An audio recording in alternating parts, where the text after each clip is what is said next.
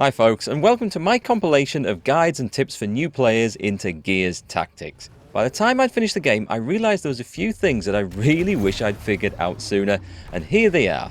Now while these are aimed at new players, if you've already played through Gears Tactics, then please leave your favourite tips down in the comments below so we can help new players enjoy this excellent game. Okay then, tip number 1. It would be nice if all your characters had that little bit of extra movement, wouldn't it? Well, you may have already noticed that the squad members can sometimes slide an extra square or two into cover at the end of a movement order. If you're plotting a long movement order that's taking up several actions, it might be better to break that movement down into individual actions and see if you can slide into cover at the end of each one. You may find that you can just, at the end of all of them, end up a square or two further on and in a better position than you would have done if you just plotted it in one big movement order. Number 2, and here's one for those of you who like booby traps and explosions. You can get a double bang for your buck by first using the Scout's proximity mine function to throw a mine down near an enemy character, and then using another character's or even the same one's grenade throw ability. This works really well if an enemy is in cover, for example. You drop a mine by them, you throw a grenade next to them, the grenade blows them out of cover. That movement triggers the proximity mine and blows them up even more. You can double down on this by setting one of your squad mates onto Overwatch over that particular enemy at the same time. The grenade blows them out to cover, the proximity mine blows up under their feet, and your squad mate then shoots them in the face on Overwatch as they've moved into the Overwatch zone.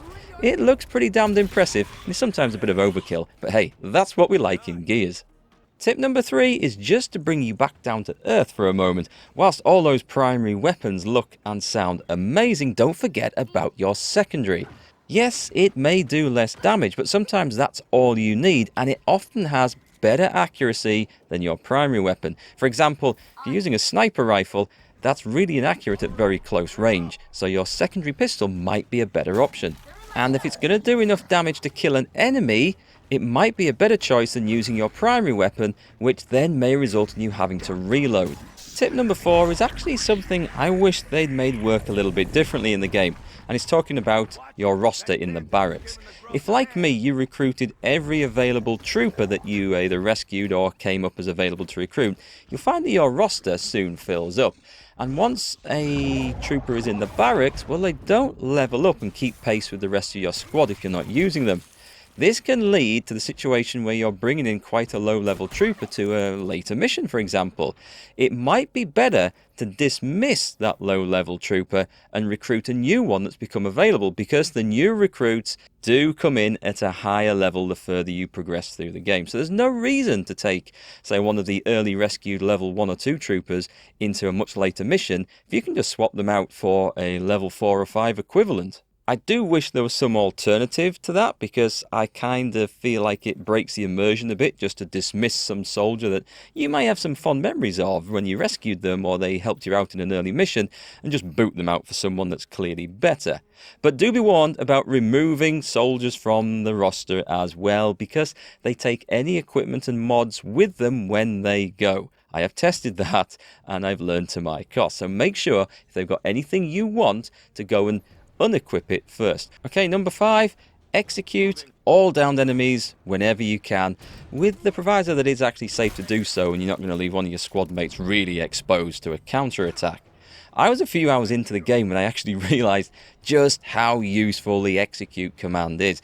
Not just because it gives you a flashy little cutscene and a cool animation and some gore, but because whenever you execute a downed enemy, it actually adds 1 action point to all of your other squad members. You can actually chain these together to get some really good buffs and extra action points, which might make the difference in some of the firefights you get into. Also, if you jiggle the position of the mouse around, you can actually choose a location your squad member is going to finish in when they've done the execution.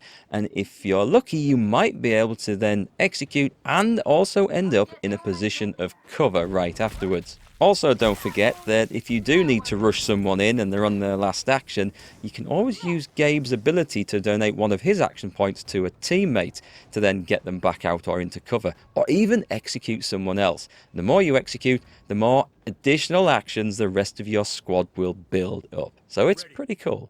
For number 6, we're going to talk about Overwatch. Yeah, it seems like a useful ability to cover different approaches and block off areas that you think the enemy are going to run through in their turn. But here's a couple of uses for it that you might not have thought of. Say you're trying to line up a shot on an enemy who's in some pretty hard cover. You've got a low hit percent chance, maybe 10, 12, 20%. Those aren't good odds of hitting. Maybe it would be better to place your character on Overwatch over that enemy's location, so in their turn, if they move out of it, your character's going to have maybe an easier shot on them. Okay, they may still not hit, but the chances are, if the enemy character's just popped out of cover, they're going to be easier to hit than in your turn. And another handy little trick I learned for Overwatch. Suppose one of your characters has got overwatched by the enemy. You can't move without being hit. You can't pop up, you can't take a shot. And you've got no other way of interrupting that enemy's overwatch during your own turn. Well, just use your own character and put that one on Overwatch. That won't actually trigger the enemy's overwatch. And the chances are in the enemy's turn, they will move, triggering your Overwatch. Okay, I'm getting a little bit confused about all the Overwatches mentioned here, but you get the idea. And that can be a sneaky little way of dealing with someone who's used their Overwatch on you. Tip number 7. Grenades are your friend. Okay, that sounds a bit simplistic, but there's a couple of things about grenades that's easily overlooked. One is that if you very carefully pixel hunt amongst a group of enemies, you might find the location where you can throw the grenade and it will kill more than you would expect. There's often, I've found, where there's a group of clustered enemies, you can maybe kill some of them and damage the others. If you hunt around really carefully and spin the camera around as well, this does help sometimes, you might find that one perfect pixel where you can drop the grenade that will actually kill them all. And there's a few times I've done this. It's well worth spending that little bit of extra time just seeing the very best and most effective pixel for your grenade to land on. And yes, that does sound crazy, but it works, trust me. If you just fiddle around, look for a better pixel, you might find you get a better result where you either damage more of the group or even kill all of the group. And whilst you're pixel hunting, consider a few trick shots as well. Yeah, you can bounce grenades off scenery and walls and other things and get them to land in areas where you can't directly throw them to. It's not as common as the pixel hunting trick, but sometimes it's worth just playing around with. Also, if you loot any equipment which reduces grenade ability cooldowns, do use them because grenades are some of the best things in the game. Tip number 8, and this seems like a simple one, but I didn't realise it till after I'd finished the main game. You can actually set a series of waypoints for your characters to move along during their move order. You don't just have to go in a straight line from where you are to where you want to finish. Just hold down the control key whilst you're making your move order and click the locations that you want them to dodge around to. This is very handy for walking around the cone of an enemy unit's overwatch, instead of maybe rushing right through or riskily dancing across the edge where you can't quite tell if it was going to trigger it or not. Yes, I have made that mistake plenty of times. So use a control key on the keyboard. I'm afraid I don't know what it is on console, but you can set the waypoints to just dodge around such areas and maybe end up in a better position. Tip number 9. Trick an enemy unit on Overwatch into shooting one of their own side. Okay, this takes a particular circumstance and position to be able to pull off, but as you know, allies do block your line of fire. Works the same for the enemy too. So if there's an enemy unit in the background on Overwatch and one of his friends closer to you, if you line yourself up so you are on the exact opposite side of the enemy in the middle of you and the guy on Overwatch, and then walk into the Overwatch zone, the guy in the middle is going to get shot in the back. It is quite funny to watch, and it is a way of getting rid of an enemy Overwatch status as well, so it can be worth triggering, but you have to be very careful with your positioning. It's extremely funny though when it goes off. Now tip number 10 might seem like an obvious one, but I bet many people who've played initially haven't thought of it. On your support classes you get some healing stim grenades instead of frag grenades. Some people don't use them.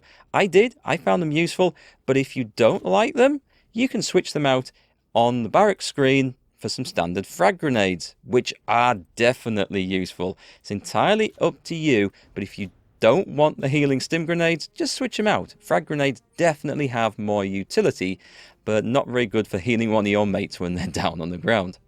Alright, tip number 10 might have been a little bit obvious. So here's a bonus tip, and this one could save you some money if you haven't already got the game. Instead of going out and buying it, have a look at the Microsoft Game Pass subscription service. Certainly for PC, if you're not already a member, it only costs £1 a month in the UK, I think about $1 a month everywhere else, for the first 3 months of subscription, and you get access to Gears Tactics plus a ton of other good games. I think there's well over 100, and many of them are actually great games like Kingdom Come Deliverance and currently Red Dead Redemption 2.